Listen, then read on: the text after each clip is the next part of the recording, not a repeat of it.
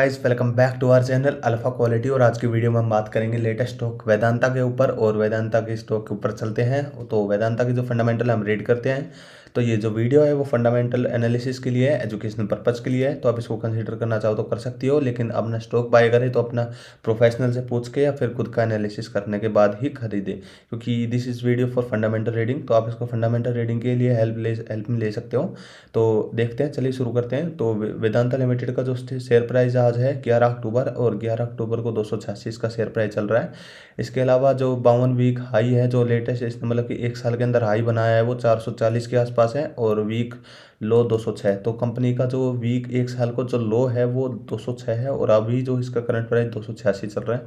तो अभी लगभग ये ज़्यादा ऊपर या ज़्यादा नीचे, मतलब कि लगभग लो से 80 पॉइंट ऊपर चल रहा है। तो एवरेज है। और उसके अलावा कंपनी के फन स्टार को 3 स्टार की रेटिंग दी है। तो इसके फंडामेंटल देखते हैं कि किस बेस के ऊपर 3 स्टार की रेटिंग दी है। तो भाई कंपनी का जो मार्केट कैप है वो लगभग 1,06,000 करोड़ है। तो 1,06,000 करोड़ है, तो कि जो कि मार्केट कैप देखने के बाद लगता है कि कंपनी बहुत बड़ी मार्केट है, इसलिए ब्लू चिप कंपनी में आती है और सेंसेक्स को रिप्रेजेंट करती है। तो इसके अलावा कंपनी के जो नंबर ऑफ शेयर है वो 371 करोड़ है। इसके अलावा कंपनी के यील्ड डिविडेंड यील्ड है 15.15%, जो कि बहुत ही बेहतरीन है। इसके अलावा कंपनी की जो बुक वैल्यू है वो 213 है, और कंपनी के पास कंपनी के कैश इन हैंड है, जो कि अपने फ्यूचर एक्सपेंसेस या रिजर्व्स के अंदर किसने कितने कितने रुपए रखे हैं। तो इसने लगभग 7,000 करोड़ अपने कैश इन हैंड है, उसके रिजर्व के अंदर कैश रखा हुआ है कंपनी के पास।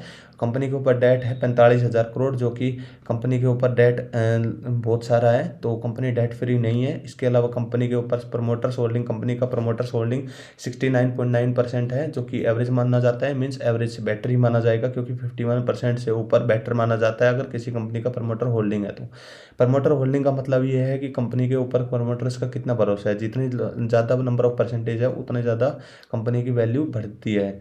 उसके अलावा कंपनी की सेल्स ग्रोथ लगभग 70% है। आरओई और आरओसी 22% और 19% है। कंपनी का जो प्रॉफिट ग्रोथ है वो 64% है।